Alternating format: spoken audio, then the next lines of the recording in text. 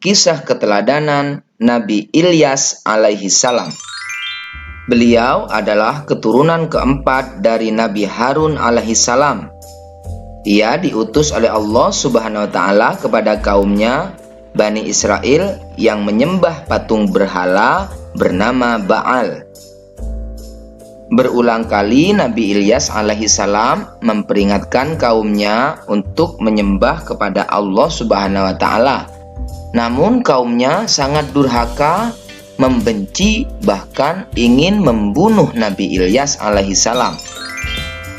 Agar selamat dari kejaran kaumnya, Nabi Ilyas bersembunyi di sebuah gua selama 10 tahun anak-anak. Karena kedurhakaan kaumnya, Allah Subhanahu wa taala menurunkan musibah yaitu berupa kekeringan selama 3 tahun anak-anak.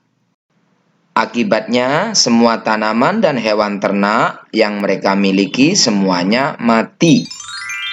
Setelah musibah itu terjadi, kaum Nabi Ilyas baru sadar bahwa perkataan Nabi Ilyas alaihissalam itu benar. Kemudian Nabi Ilyas alaihissalam berdoa kepada Allah agar musibah itu segera berakhir. Allah Subhanahu wa taala mengabulkan doa Nabi Ilyas alaihissalam. Musibah itu benar-benar berakhir dan kehidupan menjadi normal kembali.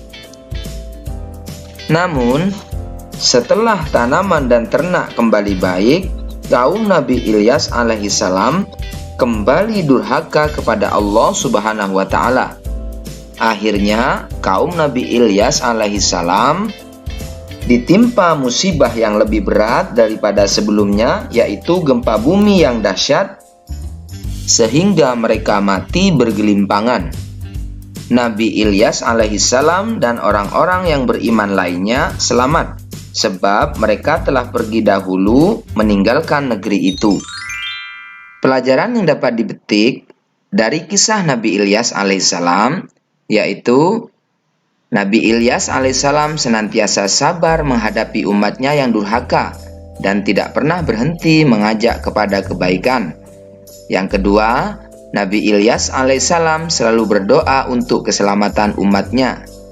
Yang ketiga, bagi umat manusia yang durhaka, Allah Subhanahu wa taala turunkan malapetaka atau siksaan. Berikutnya adalah kisah keteladanan Nabi Ilyas alaihi salam. Nabi Ilyas alaihi salam adalah keponakan Nabi Ilyas alaihi salam. Ia pernah bersembunyi bersama Nabi Ilyas alaihi salam di gunung untuk menghindari bala tentara Raja Ba'labak. Setelah Nabi Ilyas alaihi salam meninggal dunia, Nabi Ilyas menggantikannya dalam mengurusi kaumnya. Nabi Ilyas alaihissalam melanjutkan misi pamannya sampai akhirnya kaum Nabi Ilyas kembali taat kepada Allah Subhanahu wa taala.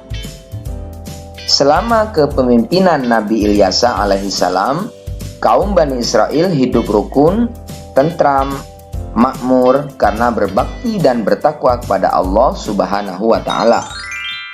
Akan tetapi setelah Nabi Ilyas alaihissalam wafat, kaumnya kembali durhaka kepada Allah Subhanahu wa taala.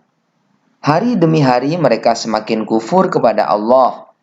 Pada akhirnya Allah Subhanahu wa taala melenyapkan kenikmatan dan kesenangan hidup kaumnya sehingga jadilah mereka dilanda kesengsaraan. Pada saat-saat seperti itu lahirlah Nabi Yunus alaihi salam. Berikutnya adalah kisah keteladanan Nabi Muhammad sallallahu alaihi wasallam. Rasulullah sallallahu alaihi wasallam adalah nabi terakhir dari 25 nabi dan rasul.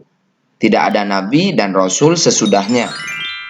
Beliau lahir di kota Mekah Al-Mukarramah pada hari Senin tanggal 12 Rabiul Awal bertepatan dengan tahun gajah atau 20 April 571 Masehi. Nabi Muhammad SAW lahir sudah dalam keadaan yatim. Abdullah, ayahnya, telah lebih dahulu wafat. Sedangkan Nabi Muhammad SAW waktu itu masih dalam kandungan ibunya, kira-kira masih berusia 2 bulan. Ibu Rasulullah SAW bernama Aminah binti Wahab dari kalangan suku Quraisy yang terpandang saat itu. Ketika masih bayi, beliau diasuh oleh Halimah.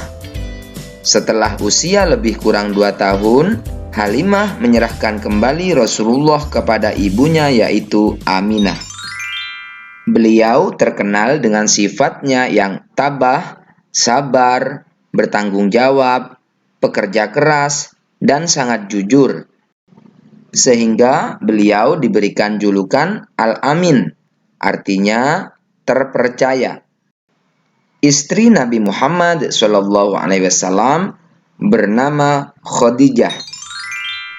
Di usia 40 tahun, beliau diangkat oleh Allah menjadi Rasul untuk berdakwah, mengajak umat manusia menyembah kepada Allah Subhanahu wa Ta'ala. Beliau mempunyai kebiasaan berkholwat, yaitu mengasingkan diri dari keramaian manusia, merenung, mendekatkan diri kepada Allah Subhanahu wa Ta'ala. Tempat yang digunakan adalah Gua Hira, kurang lebih 5 km dari arah timur kota Mekah. Dia lakukan ini pada setiap bulan Ramadan tiba. Pada hari ke-17 di bulan Ramadan, Rasulullah SAW menerima wahyu dari Allah Subhanahu wa Ta'ala melalui malaikat Jibril. Wahyu pertama yang turun adalah Al-Quran Surat Al-Alaq dari ayat 1 sampai ayat 5. Kalian bisa baca sendiri di Al-Quran, anak-anak. Dalam menyiarkan agama Allah Subhanahu wa Ta'ala, beliau tidak pernah takut sekalipun berhadapan dengan berbagai rintangan. Nabi Muhammad SAW selain terkenal jujur dan pemaaf, juga peduli dan mencintai anak yatim. Nabi pernah bersabda, "Barang siapa yang merawat dan mengasuh anak yatim dengan sebaik-baiknya, kelak mereka akan masuk surga dan tempatnya berdekatan dengan Nabi." Hal ini diisyaratkan Nabi dengan jari telunjuk dengan jari tengahnya yang berdekatan dan tidak terhalang apapun. Begitulah cinta Nabi Muhammad SAW kepada umatnya, anak-anak, terutama kepada anak yatim. Karena Nabi Muhammad SAW sebagai penutup para nabi, maka sering disebut dengan Khotamul Anbiya, artinya penutup atau penghabisan para nabi dan rasul. Dari kisah Nabi Muhammad SAW, kita harus meneladani atau mencontoh: 1. Suka membantu. 2. Menjadi orang yang jujur. 3. Suka membaca Al-Quran, wahyu Allah Subhanahu wa Ta'ala. Yang keempat, sayang kepada anak yatim.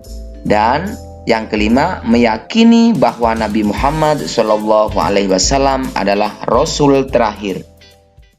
Dari pelajaran kita hari ini, mudah-mudahan kita dapat meneladani sifat-sifat para nabi dan rasul.